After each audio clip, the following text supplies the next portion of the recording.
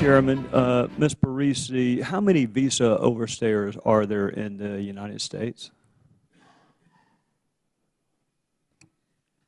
Sir, as I said earlier, I don't have that statistic with me.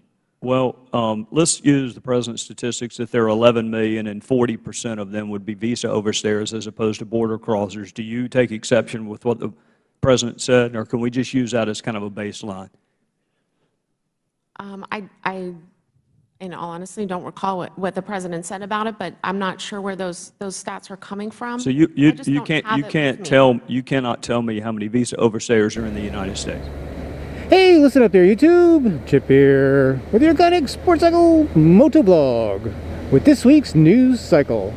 Hey guys, just want to kind of touch base with you this morning on my way to work. I just wanted to talk about, I have conversations with my friends and my Facebook friends all the time, and they always say, well, you're a conspiracy theorist, you're always saying these wild and crazy things, and, but all of a sudden when these things start to happen, they go, oh, how'd you know that? How did you figure these things out? How did you see that coming? Well, I'm not really a genius. I don't really have insight that other people don't have. I just, kind of use the tools of the trade that, tools that everybody has available to them, that help me to figure these things out.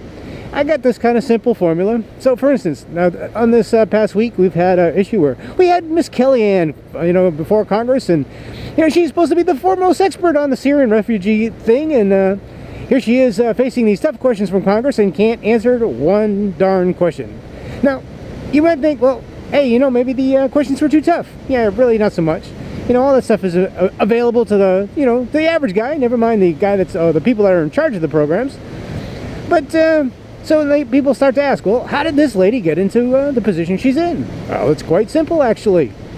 She's even said it in her own bios that, she's been fortunate enough to be well-connected. And how did she get well-connected? Well, she's not really a homeland security expert. She's got no experience in that field. Her actual field or major was psychology. So how does a psychology major become in charge of such a security related department? Well, it's simple. It's all who you know and who she knows. Well, how do we figure that out? Well, first off, we type her name into Google. And alongside her name, we'll put some names and organizations. It's pretty simple. All we do is we take her name, we put it against a name like Valerie Jarrett. We put it against a name like Barack Obama. We put it against a name like Rahm Emanuel. And we just keep putting the names in and see what pops up. And guess what? Lots of stuff pops up. And guess what? We start putting in some organizations. Well, it turns out when she graduated college, she went to work for a fundraising organization. And on that organization's website, it says that they raise money for progressive politicians and progressive agenda. So, well, what does that mean? Well, who's the progressive? Well, that would be Barack Obama. That would be Hillary Clinton. Now, are these do these people have our best interest at heart? Heck no. So it turns out that, this organization, this group that raises money for progressive ideals, it just turned, it's a matter of, public record that they've donated $37,000 to Barack Obama to be elected. Well, imagine that, of all these big donors, the big ones like, the Turner Network, 50 grand, things like that. They weren't far behind. In fact, they were one of the biggest contributors on the list. So how does that pan out? Well, like they say, it's not what you know, it's who you know.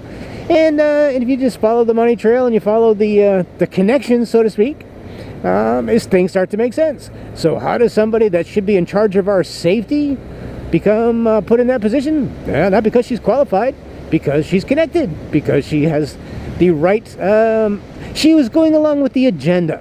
She's a part of the problem. So this is the things that we need to start figuring out for ourselves. Like I said, I'm no genius.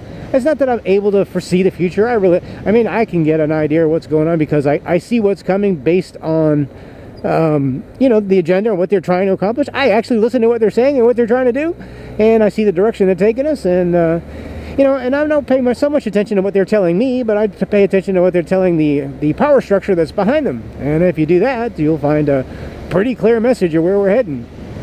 So that's what I encourage you to do in the future. You got a question, you see something come up on the on the internet and you say, well, geez, how did that happen? How did these people get put in this position? How does these things keep happening? Well, like I said, you just use Google, you put in the name, you cross-check it against other names and other organizations. Again, organizations like the Tides Foundation, MoveOn.org, Acorn, things like that. You generally find that all things are connected, and not in a good way. So, these people are generally, if you keep tracing things back, you're going to find that they're they either support radical Islam or they support communism, and nobody seems to have a problem with that.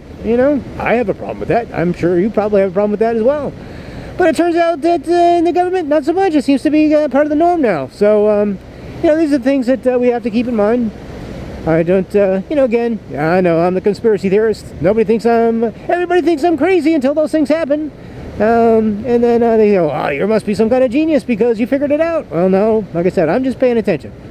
And again, one of the, of course, dangers is, hey, you keep typing stuff like that into Google, people know what you're Googling.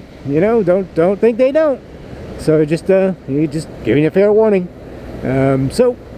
But I just want to touch base with you this morning, kind of talk to you about world events and how you can maybe foresee things coming in the future, how to be more aware. Again, I think we need to have some conversation regarding the direction of the country, but I think that in order to do so, we need to be a little bit better prepared for it, know what's going on, just kind of not go with what the media tells us, because I got to tell you guys, the media is totally lying to us. You look at the media from around the world, you will figure out real quick that our media is lying to us. They have an agenda.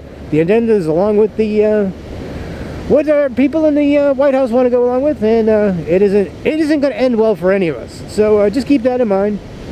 Again, I know I'm that conspiracy theorist. I'm that crazy guy, but I'm getting really sick and tired of being right about this stuff.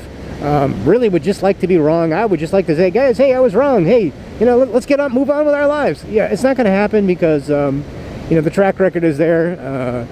We're heading in a very dangerous direction, and it's all being meticulously orchestrated. None of this is by chance. This is all going according to plan. Not my plan, not your plan, but it's going according to somebody's plan, and it's time we pay attention to those people that are making this plan for us, because if we don't, we will be suffering the consequences, because it will not end well for us. So again, hey, I don't want to be talking about gloom and doom and all that good stuff. Hey, I'm generally a pretty positive guy.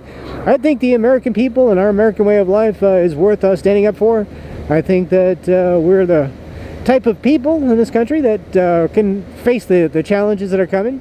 There are quite a few of them that aren't, that aren't prepared for it, that want to just sit back and just kind of see what happens. Hey, how bad can communism really be, they say. Well, look how many millions of people is killed around the world when it's allowed to flourish. Usually in starvation. And guys, I got to tell you, we don't get a grip on things. We'll be seeing that right here in our country real soon. So just keep that in mind. Hey, just put it out there. I know that, again, hey, that's so crazy. No, that could never happen. But hey, over the last 10 years, things I've been saying 30 years ago, kind of happening pretty quickly. So just keep that in mind. Again, I'm no genius. I just pay attention. And I think it's just time that people pay attention. So again, this is Chip from the Iconic Sports Cycle Motovlog. Talk to you real soon. Bye.